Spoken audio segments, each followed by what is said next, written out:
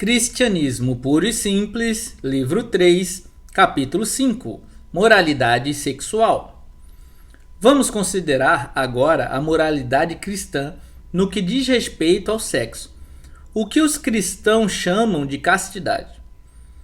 A regra cristã da castidade não deve ser confundida com a regra social da dignidade, isto é, de pudor ou de decência.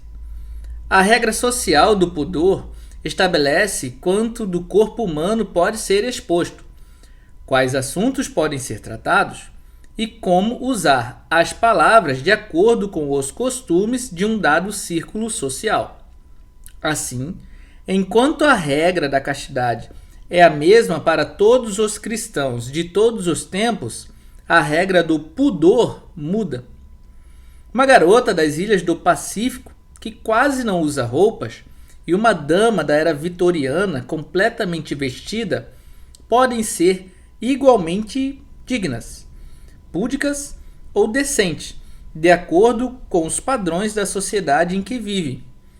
E ambas, a julgar pela sua forma de se vestir, podem ser igualmente castas ou igualmente incastas. A linguagem empregada pelas mulheres castas do tempo de Shakespeare só seria permissível no século XIX a uma mulher completamente libertina. Quando as pessoas quebram as regras do pudor em sua própria época e localidade para excitar o desejo sexual presente em si mesmas ou nos outros, então estarão infringindo a regra da castidade. Mas, se o fazem pela ignorância ou pela falta de cuidado, serão culpadas apenas de mau comportamento. Quando, como acontece muitas vezes, elas quebram tais regras de forma contestadora para chocar ou constranger os demais, não estão sendo necessariamente obscenas, mas falta-lhes o espírito da generosidade. Pois quem age assim tem prazer em fazer os outros se sentirem constrangidos. Não acredito que um padrão de pudor muito rígido ou meticuloso seja uma prova de castidade, muito menos que seja útil para promovê-la. E, portanto, considero a grande emancipação e a simplificação dessa regra que se deu em minha época como algo positivo. Hoje em dia, entretanto, isso traz o inconveniente de fazer com que pessoas de diferentes épocas e diferentes estilos não reconheçam o mesmo padrão. Por isso, é difícil saber qual é a real situação em que nos encontramos. Enquanto essa dúvida permanecer no ar, penso que as pessoas mais velhas ou mais conservadoras devem ter muito cuidado em julgar os jovens ou os indivíduos emancipados como corrompidos sempre que estiverem sendo libertinos, de acordo com o padrão antigo. Já os mais jovens, por sua vez, não devem considerar os idosos falsos moralistas ou puritanos só porque não se adaptam ao novo padrão com facilidade. O desejo sincero de sempre pensar o melhor dos outros e deixá-los o mais à vontade possível resolverá a maior parte dos problemas. A castidade é a virtude cristã mais impopular, mas não há como escapar dela. A regra cristã é ou o casamento com fidelidade completa ao parceiro ou a total abstinência. Mas isso é tão difícil e contrário aos nossos instintos que, obviamente, ou o cristianismo está errado, ou nosso instinto sexual, como se manifesta hoje, se corrompeu. Uma coisa ou outra. É claro que, sendo cristão, tenho de supor que foi o instinto que se corrompeu. Mas tenho outros motivos para pensar assim. O propósito biológico do sexo são os filhos, da mesma forma que o propósito biológico de comer é alimentar o corpo. Contudo, se comemos todas as vezes em que nos sentirmos propensos a isso e o quanto quisermos, é bem verdade que a maioria de nós acabará comendo demais, mas não extraordinariamente mais.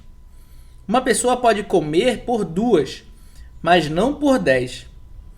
O apetite pode ir um pouco além do seu propósito biológico, mas não de forma excessiva.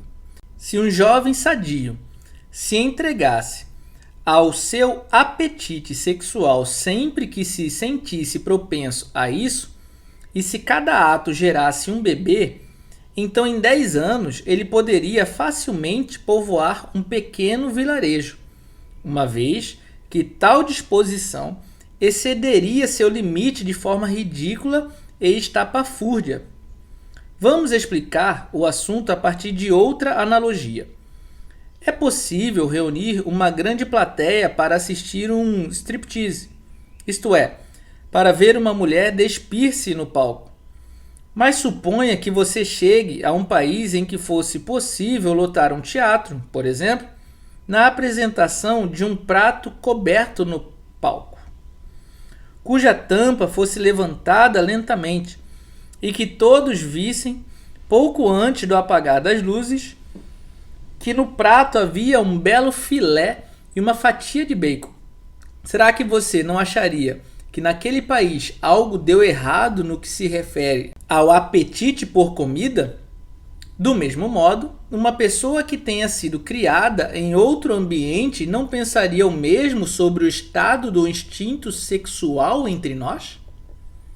Certo crítico disse que, se encontrasse um país em que os espetáculos de striptease com pratos de comida fossem populares, ele concluiria que as pessoas desse país estariam passando fome. O que ele quis dizer com isso, obviamente, é que os espetáculos normais de striptease não resultaram da corrupção sexual, e sim da abstinência sexual. Concordo com ele que se em algum país estranho descobríssemos que atos deste tipo, com uma fatia de bacon, fossem populares, uma das explicações possíveis que me ocorreriam seriam a fome. Mas o próximo passo seria testar nossa hipótese, tentando descobrir de fato quanto alimento estava sendo consumido naquele país.